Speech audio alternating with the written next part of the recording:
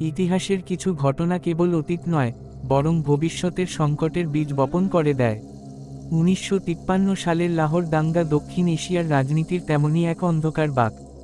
জামায়াতে ইসলামীর প্রতিষ্ঠাতা আবুল আলা মওদুদীর প্রবর্তিত রাজনৈতিক দর্শন, যা একটি বিশেষ ধর্মীয় শাসন ব্যবস্থা কায়েমের লক্ষ্যে পরিচালিত ছিল, তৎকালীন চিন্তাবিদদের কাছে উগ্রপন্থী ও বিভাজনমূলক বলে প্রতীয়মান হয়। তার লিখিত কাদিয়ানি মাসালা নামক পুস্তিকাটি লাহোরে এক ভয়াবহ সাম্প্রদায়িক দাঙ্গার সূত্রপাত ঘটায়। জানমালের ব্যাপক ক্ষয়ক্ষতির মুখে পরিস্থিতি নিয়ন্ত্রণে আনতে পাকিস্তান রাষ্ট্র প্রথমবারের মতো সামরিক আইন বা মার্শাল ল জারি করতে বাধ্য হয়। এই সামরিক হস্তক্ষেপ কেবল সাময়িক শৃঙ্খলা আনেনি, বরং রাষ্ট্রের গণতান্ত্রিক কাঠামোকে দীর্ঘমেয়াদে পঙ্গু করে দিয়েছিল।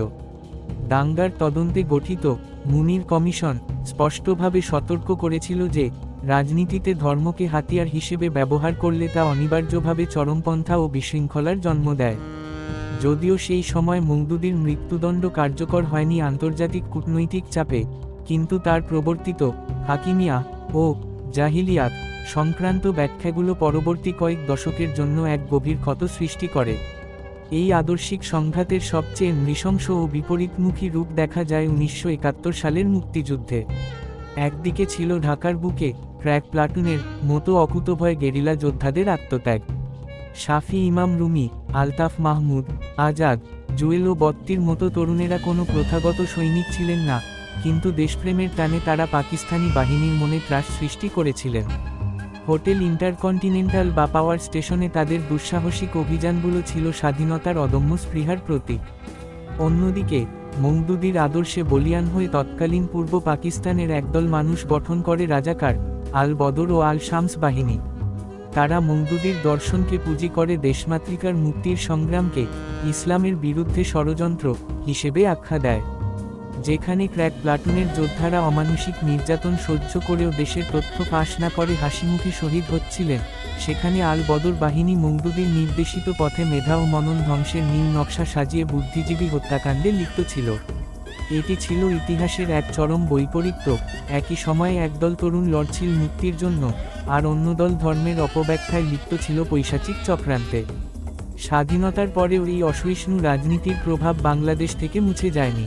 ৮০ ও ৯০-এর দশকে দেশের উচ্চশিক্ষা প্রতিষ্ঠানগুলোতে, বিশেষ করে রাজশাহী ও চট্টগ্রাম বিশ্ববিদ্যালয়ে এই নেতিবাচক আদর্শের এক নৃশংস বহিঃপ্রকাশ ঘটে।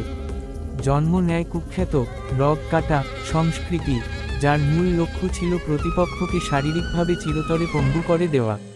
১৯৮৮ সালে রাজশাহী বিশ্ববিদ্যালয়ে ডাক্তার জামিল আক্তার রতনকে হাত পায়ের রগ কেটে হত্যা এবং সিলেটে জাসদ সমর্থিত ৩ ছাত্রনেতা মুনির, তপন ও জুয়েলকে হত্যার ঘটনাগুলো ছাত্র রাজনীতির নৈতিক ভিত্তিকেই ধসিয়ে দেয়।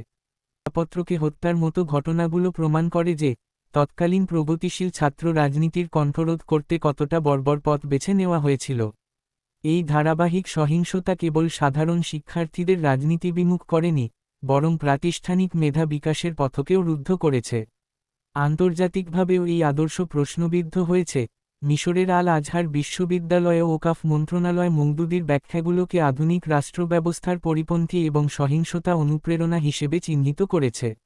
১৯৫৩ এর লাহোর থেকে শুরু হওয়া সেই উগ্রবাদের বীজ আজ অবধি দক্ষিণ এশিয়ার সমাজ ও শিক্ষাঙ্গনে এক অন্ধকার অধ্যায় হিসেবে টিকে আছে।